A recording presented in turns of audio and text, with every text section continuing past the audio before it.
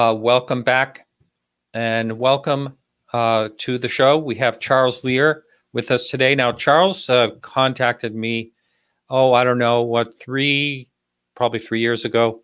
And he said that he thought he might be interested in writing blogs. Well, he's been writing blogs for me now, going on, I think, a couple of years. My website got hacked, of course, back in February. Lost 1,500 pages, completely gone. But I think I still have some blogs tucked away that I'm going to put up there. But I am excited to have Charles on the show. Welcome, Charles. Hi, Martin. Thank you. Thank you very much. Yeah, Charles, you have really done some really deep digging into the UFO topic, and so we've never really talked too much. But how did you get interested in the topic to begin with? It just kind of crept up on me. Back in the 90s, I had a really awesome video store, and they had every UFO documentary you could think of on VHS and DVD. So I would watch them regularly, and then started reading more, and then my journey really began when I started writing your blog. It's been fascinating. It's unbelievable how much amazing material is out there available on the web. There are archives all over the place where you can look at original documents, and that's basically what I've fallen into. I was really kind of got obsessed with finding original sources, original reports, FBI reports, Air Force files, anything to get to the primary source of the story. It's like I said, you can find just about anything out there. And you've actually, I was talking about the blog you have up there now, just from this week, the asparagus UFO people. I kind of had heard of that story, and I said, let me check that out. I love weird creature stories. It turned out to be bogus. Right. But there was a story behind that. Basically, where it came from was a male pulp magazine. And so that's a whole nother subject I really didn't know all that much about. So actually, quite a few UFO stories have come from those pulp magazines, and they still live on today. The asparagus people are known as the Georgia Stalks. So that's they're right. not super widespread, but you can kind of find them in little corners of the web on lists and of strange creatures and cryptids and things like that. Yeah. It's so bizarre. And, sometimes I've said on this show that sometimes the more bizarre ones end up being the most believable, because how could you possibly make that up? But obviously they made this stuff up. And yeah. But, then you get stories like the Kelly Goblins and the Flatwoods Monster, and it's super bizarre story is the Zamfretta case, which is an Italian case. A guy got a security guard, ended up getting abducted about 5 times, according to him. But his fellow security officers and the Italian state police were alerted to this, so they started following him around, and as soon as something went crazy, he'd call in saying things like, my car's surrounded by smoke and driving by itself, and then they'd shoot off, look for him. He's in the mountains of Italy around Tariglia, and then they'd find an empty car and then find him passed out or looking like a frightened animal next to a steep gorge. This just kept on happening. He actually got hypnotized. Well, the creatures he was describing were these 9-foot tall creatures with thorns on the sides of their heads, triangular yellow eyes. Instead of mouths, he described metal bars with a net. And they claimed to be the Dargos from the planet Titania. But there's a paper trail on this. There are reports to the Department of Defense from the Carabinieri, which is the Italian state police. And it's a crazy story. It was written up in a book by Rino Di Stefano. And it's actually got a blurb from Philip Mantle. So this case was taken seriously, as bizarre and strange as it was. Yeah. But when someone discovers a case is like bogus or a hoax, and it just makes you wonder why they continue to perpetuate the story. I mean, I'm just going back again to the asparagus because I saw online you linked to a video where this guy's explaining the case like it's perfectly real, and then I look at the comments below and they're all, wow, that's an interesting case, that's really interesting, and all that. And that can be the problem with this field or whatever it is, this interest, maybe you want to call it, because things can be perpetuated that aren't even true, and then it later on becomes true. There's plenty of examples of that. Alexander the Great saw a UFO. That was like, it was, I heard that over and over again, and then come to find out it was written in a book. It goes back to 1952 and no earlier. There's a lot of things, and people like just the UFOs in the Byzantine paintings. You see that over and over again, and it was the style of the Byzantine paintings to depict the sun and the moon, and often with people riding in them, and it looks like people riding in UFOs, and that's not what it means at all. And yet that gets perpetuated over and over again. I can't, you know how many documentaries that shows up in. Yeah. It's even recently by someone I was kind of surprised talking about it, and I can't remember where I saw it, but yeah. And yeah, that was explained. It's explained actually very well by someone that knows the Byzantine, paintings. So yeah. Mm-hmm. Yeah. Now I had someone write and saying they wanted you to elaborate more on the Albert Bender case, which for no one, for someone out there that has not heard or not read your blog or listened to your audio blog, if you could just kind of go over that whole case. It is kind of interesting, an interesting one. Yeah.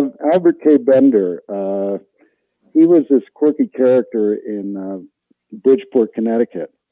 And he first made the papers in Bridgeport because he set up he lived in the attic of his stepfather. His mother died after he lived there for about 8 years. And he decorated his attic space with Halloween decorations, rubber snakes, fake skulls, did some macabre paintings on the walls, and he'd invite friends over and play spooky recordings of, ghosts and wind and all kinds of wacky stuff. So it was interesting enough that somebody wrote an article about him in the local Bridgeport newspaper. So he was definitely interested in quirky things. He was a dental technician in the Air Force, stationed at Langley. And he tells a story in the newspaper article that he used to have to, sometimes he would retrieve bodies out of the water. And he's quoted as saying, "It gave me a real kick," which is pretty twisted. But anyway, he got an interest in UFOs. So he found some other friends who were interested, and he formed the International Flying Saucer Bureau. And then started putting out a newsletter called a zine called Space Review. And it took off like crazy. He announced it in a letter in Fate magazine. And Gray Barker, who investigated the Flatwoods Monster case and also wrote the book They Knew Too Much About Flying Saucers, which is, I believe, his only best-selling book. And he contacted him, and so Gray Barker got involved. but before you know it, the thing went international, and he had hundreds of members all over the globe. So this thing got really big really fast. So Barker, a weird thing happened in his town. Some guy had an epileptic seizure. Somebody lifted his wallet, and the guy had no ID on him, but he did have Gray Barker's International Flying Saucer Bureau business card on him. So an official goes to Barker's house to talk to him. Barker got paranoid, and he started calling his fellow Flying Saucer Bureau members, telling them, you expect to be investigated by the FBI. This guy, whether this guy ever showed it, Barker claimed the guy showed him FBI credentials, but whether he did or not is up to anybody's guess. So he tried to call Bender. Bender was out on vacation. So he called another member, the Reverend S.L. Dahl, based in Washington, D.C., and told him, expect to be investigated. Well, it turns out that Dahl was seeing flying saucers everywhere and taking pictures everywhere.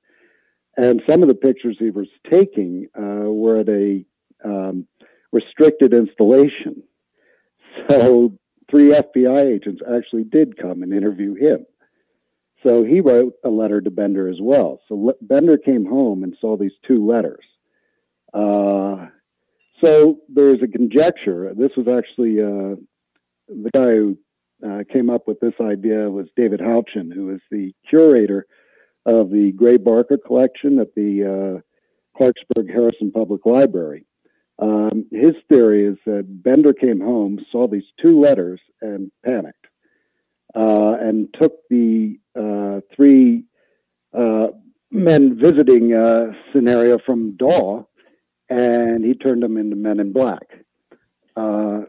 He told his members that he'd found the answer to flying saucers, but he was sworn to secrecy not to tell anybody about it as an American citizen.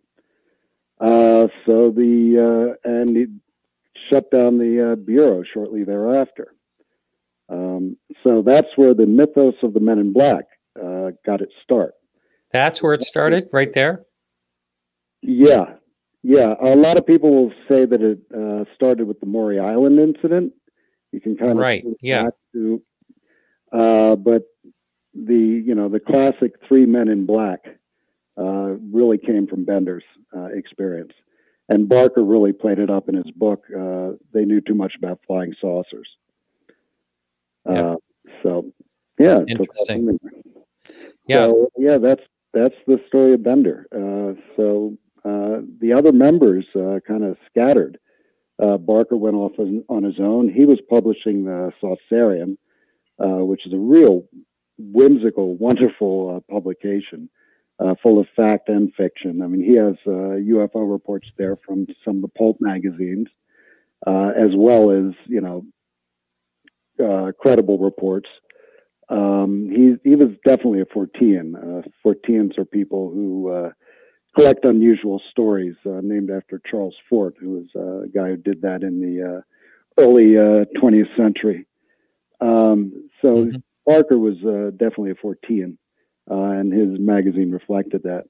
But other members, Auguste C. Roberts and Dom Lucchesi, they teamed up with James Moseley, who put out the publication Nexus, and that turned into Saucer News, and then Saucer Smear.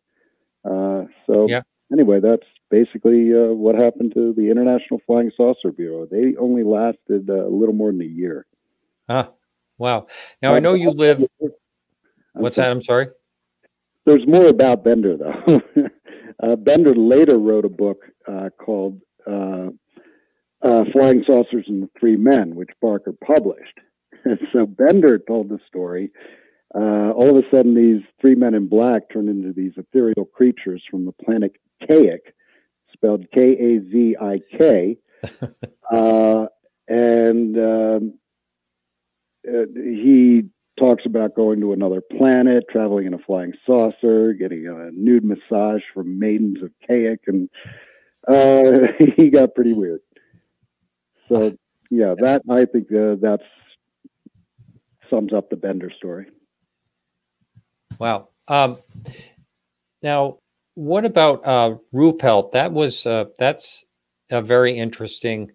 That when you did, that's a blog you did last week, because I had heard it's kind of controversial the way he changed his thoughts on the UFO topic, and it's kind of unclear, because it's kind of also unclear whether he was influenced. I had Jan Aldrich on last week, and we talked about that topic a little bit, and it's sort of unclear. But have you actually read his book? His book is really a great book on the UFO topic. Yeah.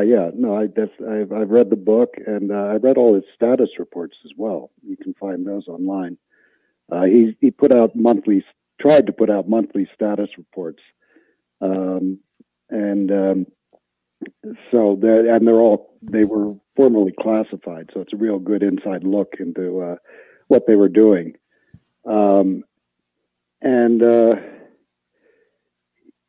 He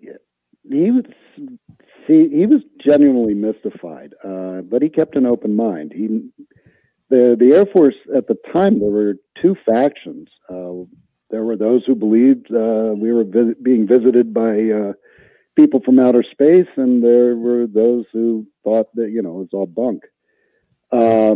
And depending on who was in charge, that's the way the various projects would go. Sign before and Grudge, and then finally Blue Book. So depending on who was in charge, the investigation would go that way. They'd be either well-staffed or not well-staffed. So a lot of people call Ruppelt's, he only was director for about a year, a little more than a year.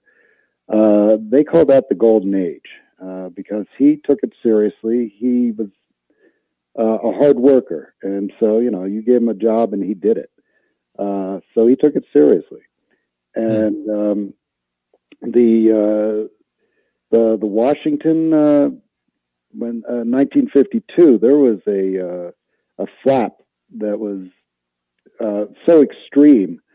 I think they had, I think there were like 1,200 reports over the summer, where they normally would have only a couple hundred during a whole year. Yeah. And it was so intense, he wasn't able to put out any status reports in that time. Oh, wow. It's funny, if you know the flaps there and you look at the status reports, you see this gap. It's like, sorry, folks, too busy. So it kind of hit its peak with the Washington, D.C. He called it the Washington merry-go-round. Right. Blips showed up over radar, and they were also seen by pilots. The jets were scrambled. They'd come in, and the blips would disappear. And then they'd leave, and the blips would come back on. So people were extremely concerned, obviously, because it's restricted airspace. And Ruppelt's involvement in that is he couldn't manage to get a car requisitioned. They wouldn't give it to him because he wasn't supposed to be there more than a day, and he wanted to investigate. So he just said, forget it, I'm going home. But that case definitely influenced him. I'm sure. And when you read his book, you can just kind of see where he's going, well, there's something going on. Can't all be weather balloons and ball lightning. So, and then after he left Blue Book, he started writing, and he was writing to Kehoe and other people, and he was actually trying to turn a dollar on it, because he's in the writing biz. And his article, he wrote an article, I forget for which magazine, but it did really well. And his, and then he wrote his book. which is pretty extraordinary because at the time, you know, it was a real inside look into a classified project, which, you know, he got everything cleared by the Air Force before he published it. So then he went out into the scene, and he actually went to the Giant Rock Spacecraft Convention run by George Tassel, and encountered all the contactees.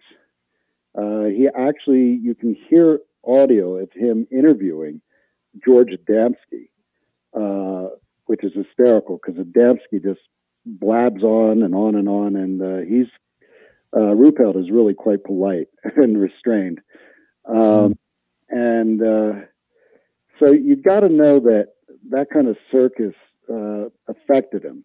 And Kehoe was just pounding the Air Force and using, you know, Kehoe was a ex-military and had a lot of, he had some serious connections in high places. So Kehoe was able to pressure the Air Force a great deal. He was convinced the Air Force knew we were being visited by, you know, beings from outer space and were hiding things from us. Yes. So he put a huge amount of pressure on the Air Force. And Ruppelt described him as having driven the deepest thorn of anybody into the side of the Air Force. So, you know, my thinking is that, you know, as he wrote his second edition of the book as an update, you know, he's seeing the pressure his brothers are under, and you know, he just wanted to help his brothers out, and probably he had a little disgust himself, just, you know, having endured the circus that this field can turn into sometimes. So yeah. That's my take on it. I don't think he was directly pressured. I think he was, you know, and maybe, you know, just at the time was feeling that way, because I don't know about you, but I know, you know, I've heard from a lot of, read about, you know, a lot of other ufologists kind of going back and forth. Sometimes you believe everything, sometimes you believe some, and sometimes you think it's all just, you know, nuts, that there's nothing to it. So, you know, maybe he was in one of those moods, is another thought of mine on that. Yeah. Yeah. And I think anyone that really looks into this topic does have, you know, peaks and valleys, you know, where they get fed up with someone at his level would probably got fed up with the bureaucratic part of the way things were going. And some, you know, I'm sure he saw the disinformation being spewed like J. Allen Hynek, you know, later on saw as well, you know, and yeah, it's all really interesting. We have a question here. Someone wanted to know, going back to Bender, if it's possible someone like him could have been a disinformation agent. I don't know. Does it all fit? Would it all fit with that? Yeah. No, I don't think so at all. Yeah. Actually, Coral Lorenzen from APRO, the director of APRO, the American Aerial Phenomena Research Organization, they put out the APRO bulletin on a regular basis. When Bender, you know, made his announcement that he had the answer, but he couldn't tell, people in the community were just, you know, mulling about it, and Lorenzen did so in her bulletin. And Lorenzen actually speculated that maybe Lorenzen was a staunch anti-communist, and she speculated that maybe he was investigated as being a communist. So, yeah. Wow. That's your speculation on that. Yeah. I don't think he was swift enough to be a disinformation agent. Okay. You know, he went on, he left ufology, and he went on to form the Max Steiner Appreciation Society. Max Steiner was a composer of music for film. So that was towards the end of his days. And I came across something too when I was writing the blog, is I was looking for his middle name, and you can't find it anywhere. And the best place to look for a middle name is Find a Grave or obituaries. Yeah. So I found Coral Lorenzen's middle name. Her name, Coral E. Lorenzen.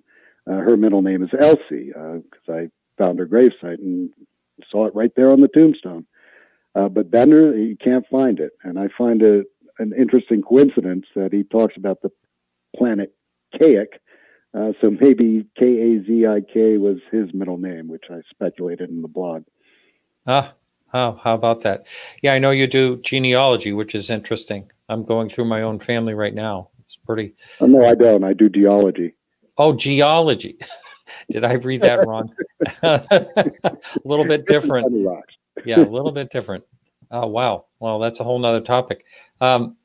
So you were talking about Kehoe earlier, and or just recently. He's a fascinating character in general because, like you said, he was really pushy.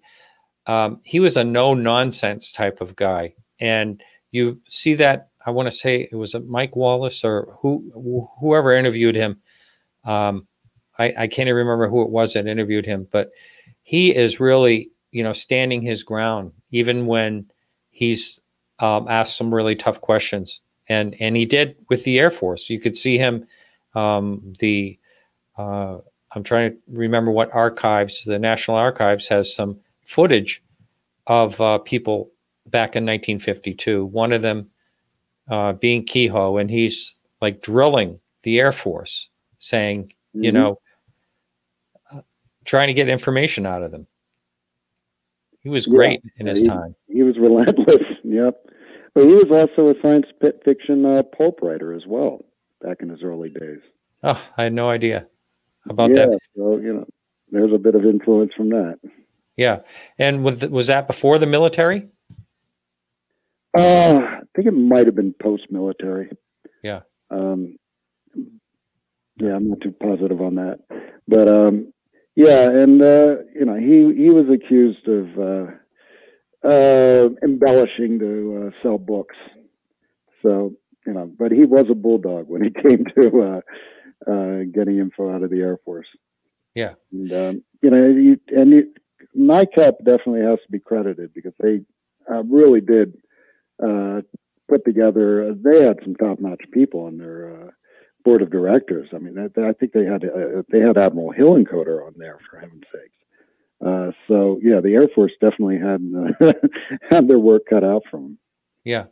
Of all the research that you've done, what is one of your favorite topics, your favorite incidents, I should say, or people in this topic? Yeah, I'm right now. I'm working on the book called "The Flying Saucer Investigators." So I'm really focused on the people, and Gray Barker and James Mosley are definitely two favorite characters of mine. They're not in terms of being any kind of really diligent researchers, but they're Barker's attitude is kind of he was actually quoted as saying, "I believe in everything and nothing," and his approach could be thought of as being more of a folklorist than anything else. And he would also waver between belief and not belief. So he's an absolutely fascinating character. And he also, he really tried to make great literature out of the subject. His book, The Silver Bridge, which is basically about the events around the Silver Bridge disaster in West Point, Point Pleasant, West Virginia, just after all the Mothman sightings and the UFOs that were flying all over the place around there. So he wrote a book about all that, and there's a lot of poetry in there. It's it's a little sloppy and a little you wouldn't call it great literature, but you can see a man really trying to make great literature out of it. And it's kind of I got a place in my heart for him, definitely. And James Mosley was just such a prankster, and he was very, his interest in the whole field. He was he was very interested in the people as well, and he was kind of the gossip of ufology. So his saucer smear is pretty hysterical and totally irreverent. And I feel you need people like that in this business, or business in this field, whatever you want to call it, because people can. Sometimes people just take themselves way too seriously, and having a little fun poked at them can be a good thing sometimes. He and Barker actually pulled a hoax themselves called it's known as the Lost Creek saucer. They basically put a saucer on the end of a fishing line, flew it around, filmed it, and that's another one that's still out there today that people believe in. Mosley actually took the film along in some of his UFO lectures and presented it as real. He eventually admitted it was a hoax, and I think the actual prop still exists in the public library in Clarksburg. Well, with that, Charles, we're going to take a break. Martin is having a little bit of some technical issues, so we're going to try to get Martin back, and we'll be right back. So for those listening on KGRA Radio and for those watching on YouTube, we will be right back with the show and with our guest, Charles Lear. So stand by, everyone.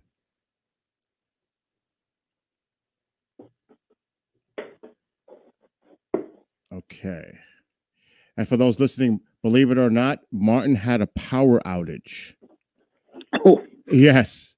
Right when you were right in the middle of when he was having that, when you were discussing that, Charles, his power failed. Ghost of Gray Barker. So he just wanted to let the listeners know that he's repowering up and he should be back momentarily. And we apologize for any inconvenience. But Charles, it's fascinating listening to you and your contributions to Podcast UFO.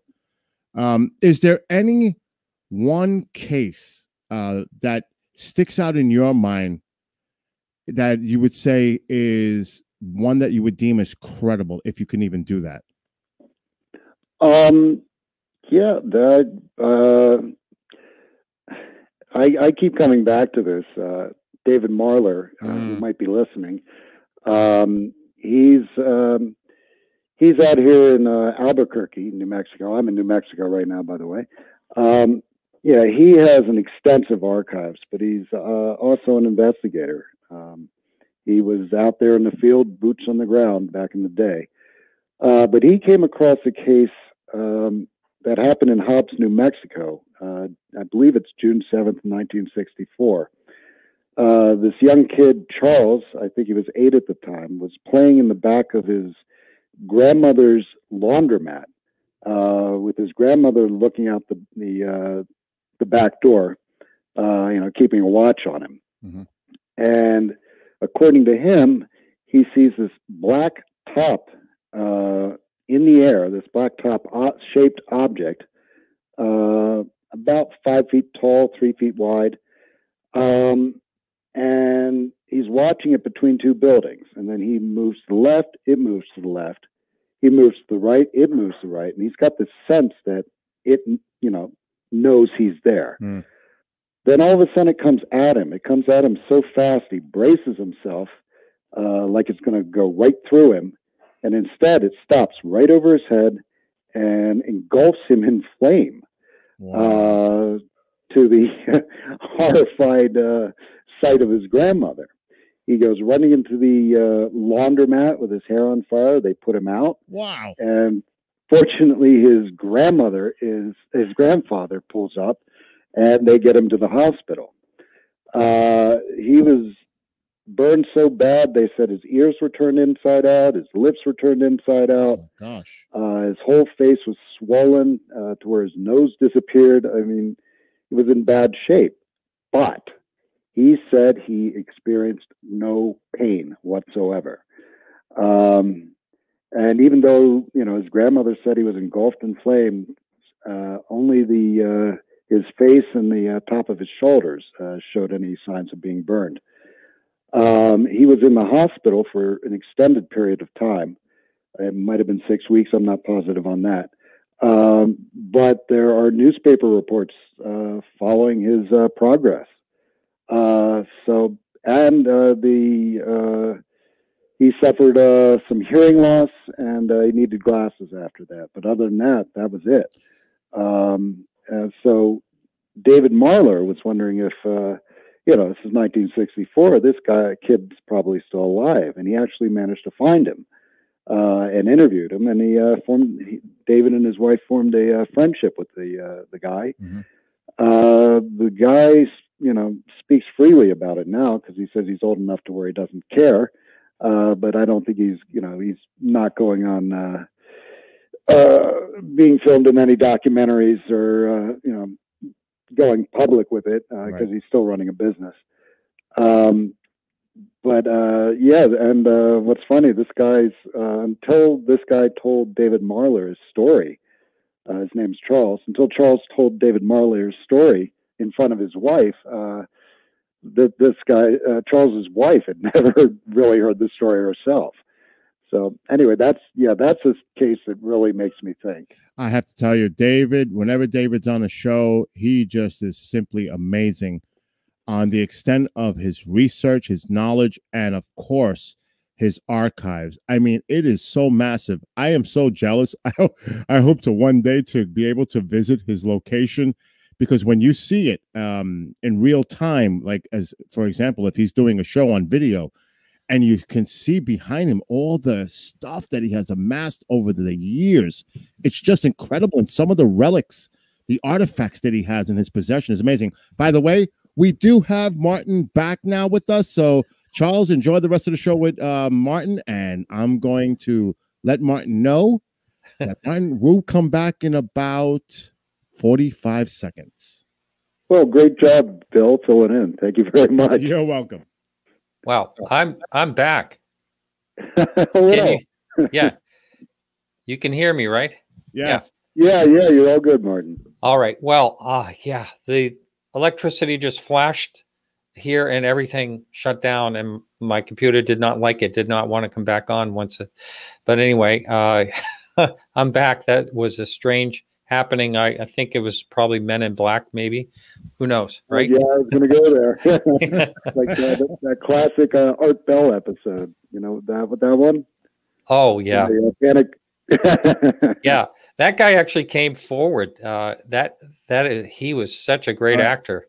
Boy. All right, gentlemen. I don't mean to interrupt, but it's time to come back. So, Martin, stand by in 3, 2, 1, go. All right, welcome back. I had a power, I don't want to say real quick power outage, and came back on. Of course, it shut this computer down, the desktop computer down, so had to boot it up slowly. But thank you, Bill, for filling in on my during my absence. And wow, so I don't even know where we're at. But when I came back in, you were talking about Dave Marler, and that is pretty exciting. You now live out in New Mexico. When we first started talking, you lived in, I think, Long Island or New York, and now in Queens. Yeah, well, yeah, it's technically Long Island. Yes, right. Yeah, and so now you're out. You're not. How far away from David Marler are you? A good hour, 40 minutes. Oh, that's not bad at all. When it comes to New Mexico, that's right next door. Yeah, it really is. Yeah. You don't say miles out here, you say time. Yeah. How about that? Yeah, a New Mexican mile is like a New York minute. Right. I did spend, I don't know, maybe a year of my life out in New Mexico, and I really, really liked it a lot. It's really interesting. I was talking to James before we went live, James Fox, and he's staying right now in Santa Fe, and that whole area is just beautiful for hiking. Bandelier and all those parks in Los Alamos up around there. Really amazing. And as the crow flies, as they say in New Mexico, however, you are very far away from Los Alamos then, aren't you? Oh, yeah, it's like pretty much the other end of the state. I'm kind of south central New Mexico right now. But yeah, it's a hike, definitely. Yeah. And since you've been there, when you first went there, you did a couple of blogs on New Mexico. Didn't you do some New Mexico UFO cases at one time? Yeah. Actually, because of that, I got the guy contacted you, and I did that show on Santa Fe Public Radio. Yeah. So I was his premier guest. Basically covering the New Mexico cases. So we did Socorro and Roswell, and actually there's a famous one that's not a famous. There's a really fun crash story that happened right outside of Socorro that was probably not from outer space or interdimensional. It was probably some thing that went awry from White Sands missile range, but some kids on a ranch, basically it crashed pretty much right in front of them. And they've since turned it into a flying saucer crash story. But researching that case, what's really interesting is one of the kids' mothers was actually blinded when they blew up the first atomic bomb at Trinity, which is not far from San Antonio.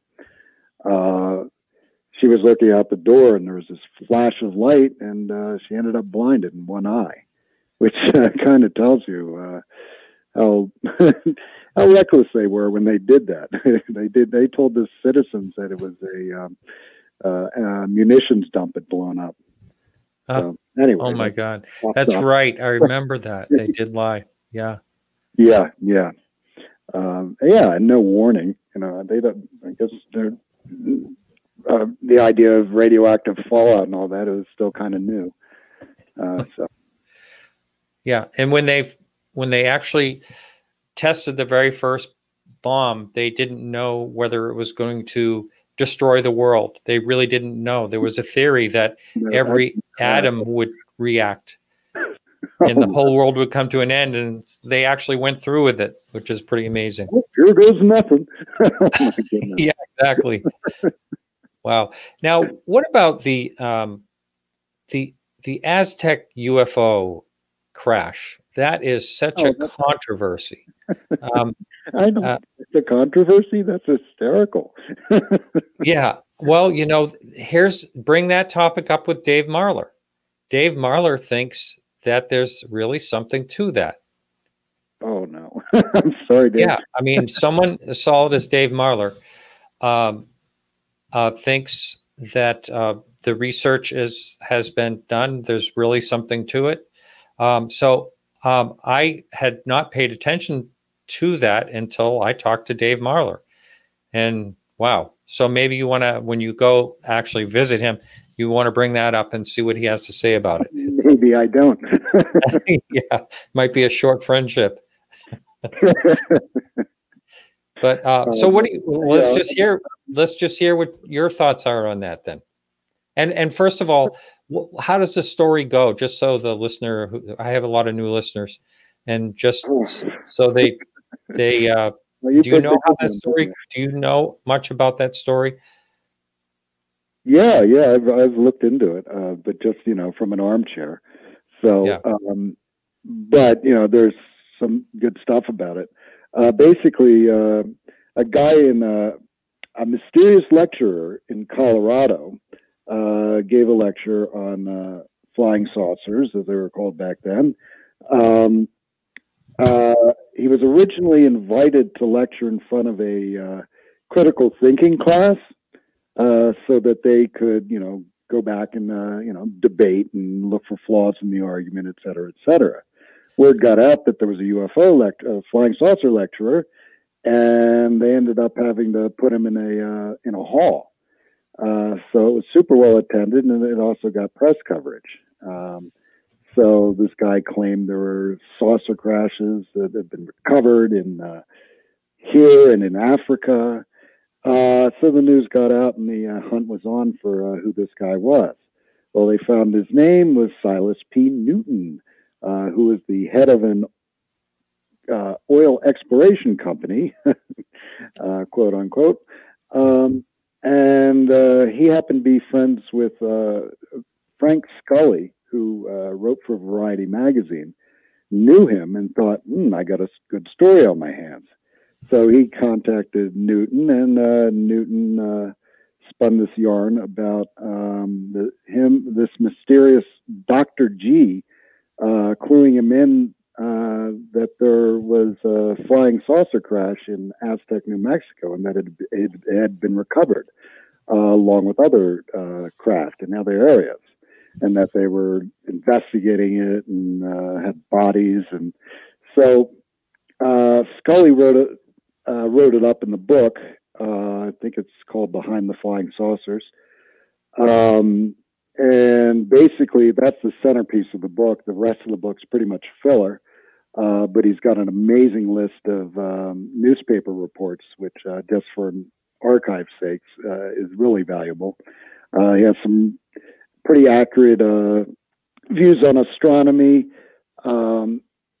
and some other inaccurate views on other scientific topics. But his centerpiece is the Aztec story. So a reporter, J.P. Kahn, looked into this. Kahn wrote an article for True magazine, I believe. And he interviewed Scully and Newton.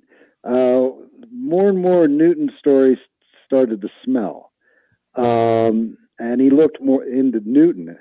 Well, it turned out Newton had a long history as a con man. And what he was doing at the time was bringing prospective investors out to oil fields and saying he had this device that could find oil. They're called doodlebugs. And he claimed that its technology was taken from a flying saucer. So he actually did get people to invest. He took one guy for over $200,000.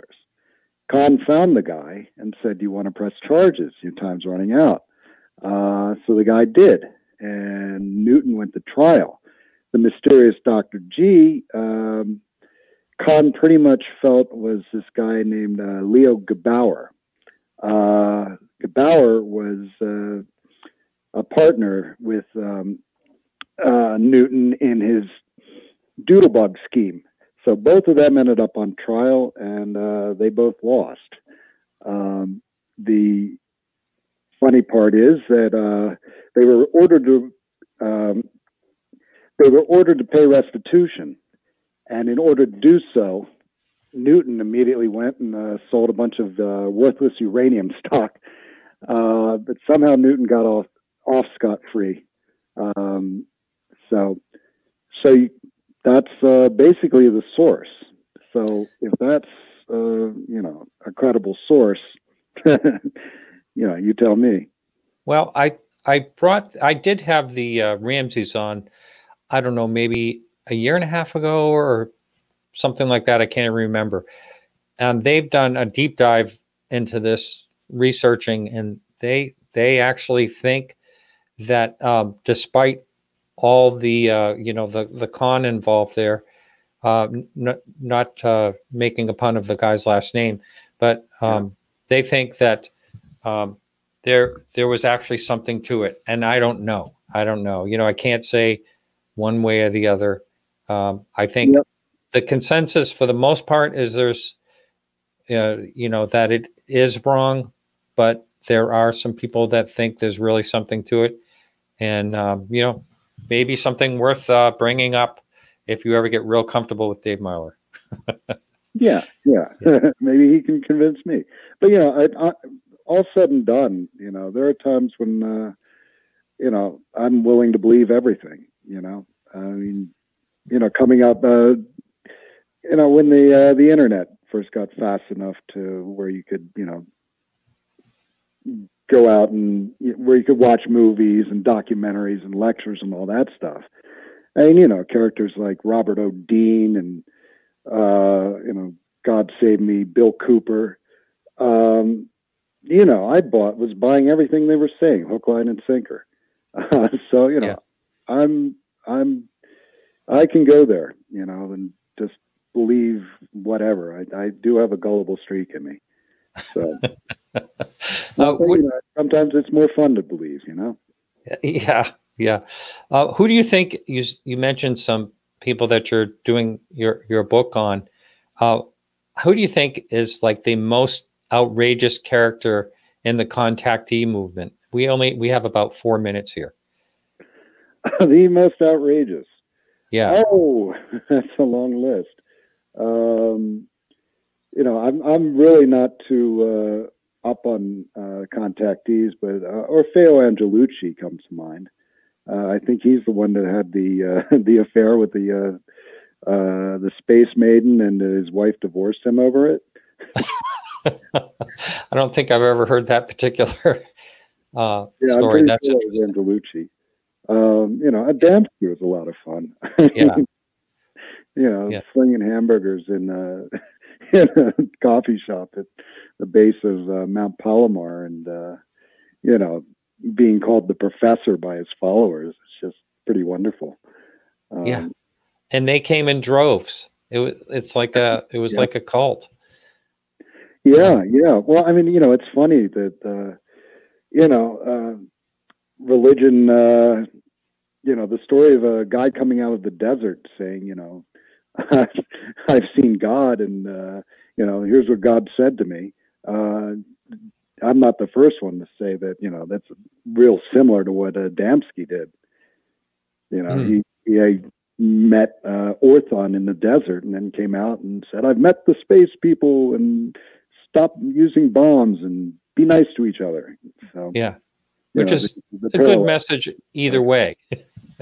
Yeah, you know, if you're going to get it across, why not? Yeah. And what's your favorite case? Yeah, I remember I spoke with someone that met. I'm trying to remember if it was George Van Tassel or Adamski. It was one or the other, and he basically took him aside, and he said, "Hey, kid, you know, move on. This is all just BS. It's just BS, and don't waste your life in it." It was one of the two. Yeah. Which is I might have been Adamski. I could see that, but Van Tassel is pretty. Van Tassel really seems to have believed. Yeah, because I think he was dealing with telepathic communication, so you know, he could have been believing that he was really hearing voices, and you know, on some level. I mean, he believed enough to build the Integratron, which I think has been restored and still stands. Wow. Yeah. Hey, we just have a minute left here, but someone wanted to know what you thought of the Tic Tac videos. Have you looked into those? Yeah. Actually, I looked at is it William Pell? The guy that first really did looked into the Nimitz case. Oh, you mean Robert Palmer? Robert Palmer. Robert, the one that first looked into it, Robert Powell. Yes, Robert Powell. Yeah, not William Powell.